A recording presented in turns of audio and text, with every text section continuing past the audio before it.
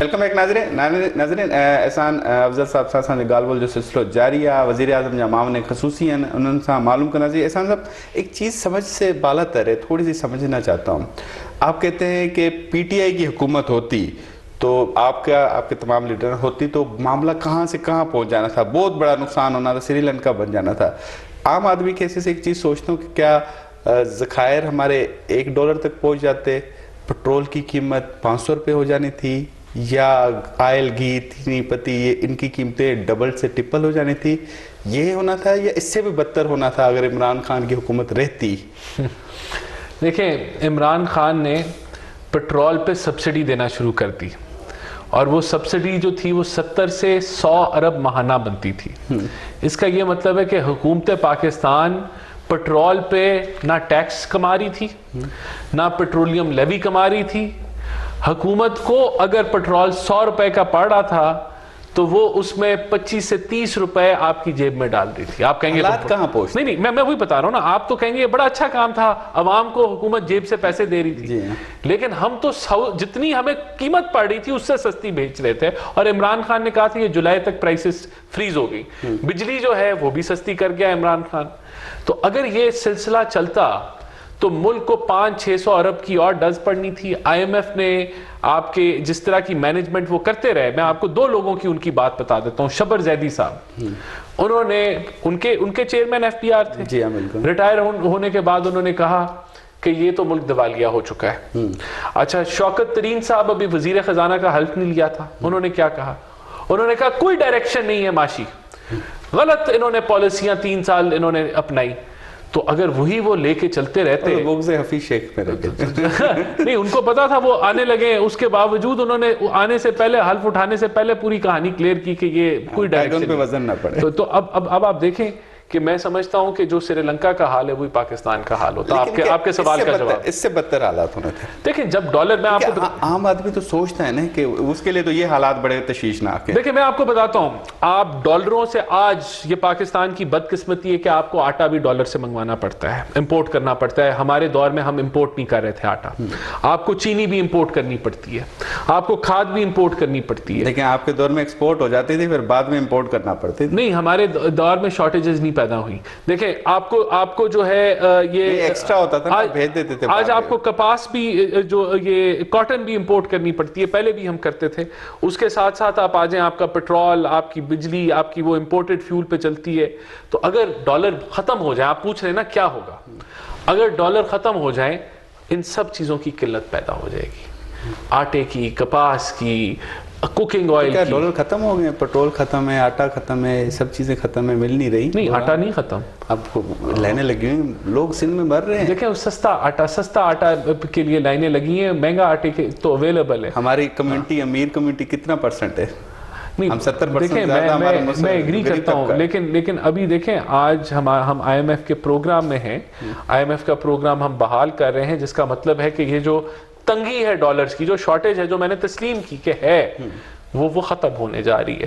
یہ رک جائے گی یا اور کم ہوگی؟ نہیں, رک جائے گی, کیونکہ آپ جب آئی ایم ایف کے پروگرام کو مکمل کرتے ہیں تو اس کا کیا مطلب ہے؟ آئی ایم ایف کے پروگرام کو مکمل کرنا یا اس کے اندر ہونے کا مطلب یہ ہے کہ آپ دنیا کو بتا رہے ہیں کہ آپ فسکل ڈسپلن میں ہیں. فسکل ڈسپلن یہ ہے کہ آپ کے اخراجات اور آپ کی آمدن جو ہے بجٹ کے مطابق میچ ہے, آپ اس سے اوپر نہیں جائیں گے. اگر اوپر جائیں گے تو اس کے اضافی ٹیکس لگائیں گے. ویسے ایران صاحب آپ کو پتا تھا, ویسے آپ کی قیادت کو سب کو پتا تھا, جب عدم اعتماد کی تحریک آپ لوگ ڈال رہے تھے, آ رہے تھے اقتدار میں, پتا تھا کہ یہ حالات ہوں گے, یا آپ لوگ بے خبری میں بس آ گئے اور پھر پھنس گئے؟ نہیں, دیکھیں ہمیں بالکل ادراک تھا کہ ملک کی اکنامک ڈائریکشن ٹھیک نہیں ہے. ہمیں بالکل ادراک تھا کہ اگر ملک کے اسی طرح چلتا رہا تو ملک کے بہت خطرناک حالات ہو جائیں گے, اور حالات بگڑے کیونکہ حالات اسی طرف جا رہے تھے. پھر یہ ان کے ہاتھوں سے ڈیسیجن ہونے دیتے نا, آپ لوگوں نے کیوں؟ دیکھیں اگر ملک ہی نہ رہتا تو ملک ڈیفالٹ ہو جاتا, تو پھر ہمارے ہاتھ بھی آ جاتا, تو ہم نے کیا کر لینا تھا. بات تو یہ ہے کہ ہم نے, صاحب کیا کہتے ہیں؟ دیکھیں مفتاح صاحب کیا کہتے ہیں, مفتاح صاحب یہ کہتے ہیں کہ آپ کو یہ جو آج ہم فیصلے کر رہے ہیں، آج جنوری کے آخر میں جا کے جو ہم نے سود کی شرح بڑھائی، جو ہم نے ابھی گیس کی پرائسنگ یا جو اضافی ٹیکس لگا رہے ہیں، مفتاح صاحب کہہ رہے تھے کہ ستمبر میں لگا دو، یہی کہہ رہے ہیں مفتاح صاحب، اس کے علاوہ اور کچھ نہیں کہہ رہے۔ مفتاح صاحب کہہ رہے ہیں کچھ غلط ڈیسیجن بھی لے رہے ہیں، وہ یہی غلط کہتے ہیں نا کہ آپ نے ستمبر میں یہ فیصلے نہیں کیا، آپ نے دیر کر دی 3-4 مہینے۔ اس کی دیکھیں 2 میجر وجوہات ہیں۔ نمبر 1 سیلاب آ گئے، 30 ارب کا نقصان ہو گیا ڈالر کا، 30 ارب ڈالر کا نقصان ہو گیا۔ دوسرا ہمیں امید تھی کہ جو فرینڈلی ممالک ہیں وہ ہماری امداد پہ آئیں گے، وہ یہ دونوں چیزیں، اور سیلاب کے ذریعے ہمیں خیال تھا کہ ہم IMF کو منا لیں گے کہ وہ اپنی شرائط جو ہیں، جو PTI کے ساتھ انہوں نے جو شرائط پہ ایگریمنٹ کی پاکستان کی ریاست نے، اس میں کوئی آسانی ہم پیدا کر سکیں گے۔ یہ دونوں چیزیں نہیں ہو سکیں، یہ ہم تسلیم کرتے فرینڈلی ہیں۔ ممالک نے کتنی مدد کی جنیوا کو چھوڑ کے؟ نہیں کی نا انہوں نے، فرینڈلی ممالک نے اضافی نہیں دیا آپ کو امداد، وہ انہوں نے بھی اس کو یقین دہانی دلائی تھی کہ عدم اعتماد کامیاب ہو تو پھر ہم آپ کی مدد کریں گے، دیکھیں یا کوئی اور کنڈیشنز تھی؟ دیکھیں عدم اعتماد کامیاب ہو، اس کا سعودیہ سے کیا لینا دینا، اس کا قطر سے کیا لینا دینا، اس کا UAE سے کیا لینا دینا، اس کا چائنا سے کیا لینا دینا، کسی سے کوئی لینا اس کو دینا ہم یوں بھی کہیں کہ وہ امداد اس لیے نہیں کر رہے کہ وہ چاہتے تھے یہ عدم اعتماد نہ آئے؟ نہیں، وہ امداد ایسے کہہ سکتے ہیں؟ نہیں، آپ ایسے کہہ سکتے ہیں کہ وہ کہہ رہے تھے، انہوں نے بھی امداد کو IMF سے مشروط کر دیا۔ دیکھیں بات یہ ہے جو ہمیں ایز اے قوم سمجھنے کی ضرورت ہے، IMF آپ کو یہی کہہ رہا ہے نا کہ اپنے خرچے اور اخراجات کو برابر کرو، وہ کہہ رہا ہے اپنی امپورٹ اور اپنی ایکسپورٹ کو، ریمیٹنسز کا کرنٹ اکاؤنٹ ڈیفیسٹ کو سنبھال کے چلو، یہ کہہ رہے ہیں، تو وہ غلط نہیں کہہ رہا۔ اچھا ویسے کفائف شہری کہاں ہے؟ بچت ہے اس پورے PDM کی 13 11 12 13 پارٹیاں ہیں اور ان کے کیبنٹ ہے، سب سے بڑی کیبنٹ ہے، وہ اپنی جگہ پہ موجود ہے، سب کے اپنے اپنے فیصلے ہیں، سب کوئی مطالبہ کرتا ہے ترقیاتی فنڈ ہمیں ملے، تو یہ کفائف شہری تو نہ ہوئی تو پھر IMF تو تبھی تو ناراض ہے نا کہ دیکھیں جو ترقیاتی فنڈ جو ہیں وہ ویسے ہی صوبائی معاملہ ہے، تو ہمارے پاس تو جو ہم نے جو فنڈ دیے ہیں بلاک ایلوکیشن ترقیاتی میں، وہ اتنے محدود ہیں، وہ اتنے اس طرح نہیں ہے جس طرح صوبوں میں ہوتے ہیں۔ نمبر 2 دیکھیں یہاں کہا جاتا ہے کیبنٹ ہماری 75-80 کے قریب پہنچ گئی، یہ غلط بات ہے۔ جو معاونین خصوصی ہوتے ہیں وہ کیبنٹ کا حصہ نہیں ہوتے، وہ کیبنٹ کا حصہ ہوتے ہیں وزیر مملکت اور ایڈوائزرز، وہ کیبنٹ کا حصہ ہوتے ہیں، وہ کیبنٹ کا حصہ ہوتے ہیں، تو وہ 50-55 کے قریب ہیں، جو کہ پہلی کیبنٹس کے برابر ہیں۔ باقی جو معاون خصوصی ہیں وہ کابینہ کا حصہ نہیں ہوتے۔ تو پھر یہ خان صاحب کیوں کہتے ہیں کہ انہوں نے تو لوٹ لیا، تباہ کر دیا، برباد کر دیا؟ آپ کو پتہ ہے خان صاحب کی جو حکومت تھی اس میں ایک ہی انڈیکس ہے، ایک ہی میجرمنٹ کا آلہ ہے جو کرپشن کو میجر کرتا ہے دنیا میں، ایک کرپشن پرسیپشن انڈیکس۔ آپ کو پتہ ہے وہ کیا کہتا ہے؟ وہ کہتا ہے کہ ہم 117 پہ چھوڑ کے گئے اور پہلے 136 پہ تھی یہ کرپشن پرسیپشن انڈیکس، ہم نے کم کی، ملک سے کرپشن کم کی، اور عمران خان کے دور میں وہ 140 پہ چلے گی۔ مہنگائی کا بھی انڈیکس آ گیا ہے، مہنگائی کا 41 انڈیکس آ گیا ہے، بالکل آیا ہے، اور یہ افسوسناک صورتحال ہے، اور رستہ جو ہے وہ کٹن ہے، مشکل ہے، لیکن IMF کا رستہ۔ ویسے آپ بینگ اے پولیٹیکل پارٹی کے ایک رہنما کے حصے سے سمجھتے ہیں کہ آپ ناکام ہو گئے ہیں، آپ ویسے اس چیز کو تو مانیں گے جو چیزیں چاہیے تھی وہ نہیں کر پائے؟ دیکھیں اگر پیمانہ یہ ہے کہ پیٹرول سستا کرنا تھا اور ہم نہیں کر پائے تو ہم نہیں کر پائے، اور اگر پیمانہ یہ ہے کہ آپ نے معیشت کی گراوٹ کو روکا، یا پیمانہ یہ ہے کہ دنیا میں ریسیشن ہے۔ ویسے پیمانہ یہ بھی ہے کہ غریب کی قوت خرید دور ہو گئی ہے۔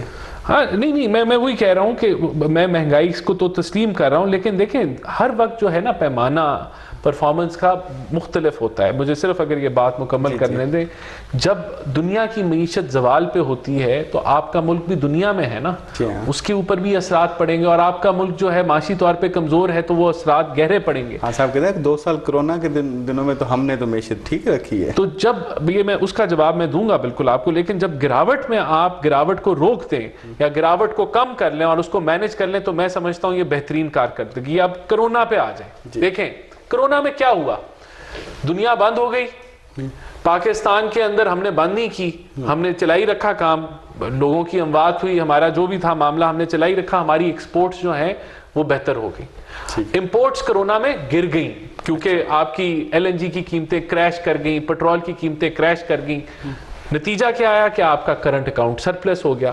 6-7 ارب ڈالر کے آپ کے قرضے مؤخر ہو گئے کہ وہ ہم آج بھگت رہے ہیں. اور کیا ہوا اس کے ساتھ کہ آپ کو 2-3 ارب ڈالر کی امداد آ گئی. تو نتیجہ کیا نکلا؟ آپ کے ریزروز بڑھ گئے. تو کرونا تو اس ملک کے لیے ایک اس کا فائدہ پہنچا ہے اس ملک کی معیشت کو. کرونا نے اس ملک کی معیشت کو فائدہ پہنچایا ہے. ہماری کارکردگی ہے. نہیں میں نے آپ کو بتا دیا نا, کرونا میں امپورٹ بند ہوئی, وہ کس کی کارکردگی ہے؟ دنیا کی کارکردگی ہے نا, کہ دنیا میں تیل کی قیمتیں کریش کر گئی, LNG کی قیمتیں کریش کر گئی. عمران خان نے تو نہیں کی, تو یہ تو ایک آٹومیٹکلی کام ہو گیا. ایکسپورٹ آپ کی برقرار رہی کیونکہ ملک نہیں بند ہوا. یہ آپ اس میں ضرور تھوڑا بہت اگر کریڈٹ آپ دینا چاہتے ہیں آپ دے دیں, لیکن باقی آپ کے جو قرضے مؤخر ہو گئے.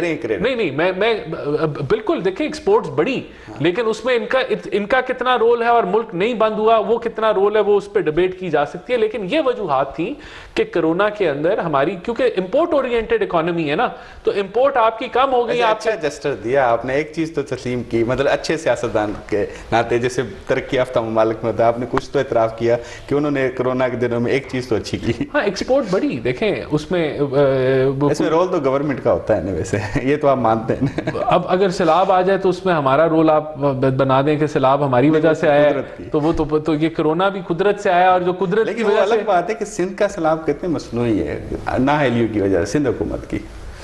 دیکھیں آپ اتفاق کرتے ہیں؟ میں نہیں اتفاق کرتا اس سے. اس کی وجہ یہ ہے کہ اتنی بارشیں کبھی بھی نہیں ہوئی. آپ کی 10 گنا اگر آپ کا بارش جو ہے وہ زیادہ ہو جائے اور پانی میں وہ جذب نہ ہو, تو یہ جو سیلاب ہیں یہ کلائمیٹک چینجز جو ہیں اس کی وجہ سے یہ ہیں. لیکن بات یہ کہ ہمارا جو انفراسٹرکچر ہے وہ اس بنیاد پہ بننا چاہیے ہے کہ وہ فلڈ ریزیلینٹ ہو, کیونکہ یہ کام ایک دفعہ اور آخری دفعہ نہیں ہوا, یہ آگے بھی جا کے ہوگا. تو اس میں ہماری تو 14 ارب ڈالر کا انفراسٹرکچر کا لاس ہوا ہے. تو میں سمجھتا ہوں کہ اس کے اوپر الحمدللہ ہم نے 14 ارب ڈالر مکمل کر لیے. 10 ارب ہمیں بیرونی امداد آئے گی اور 4-5 ارب ڈالر ہم اپنے PSDP سے دیں گے. تو انشاءاللہ تعالیٰ اس کو ریبلڈ کیا جائے گا. سارے بریک لیتے ہیں, بریک کے بعد گفتگو سلسلے جاری ہے. ناظرین بریک تھا, بریک ہم گال بول سلسلے کے جاری رکھنا ہے.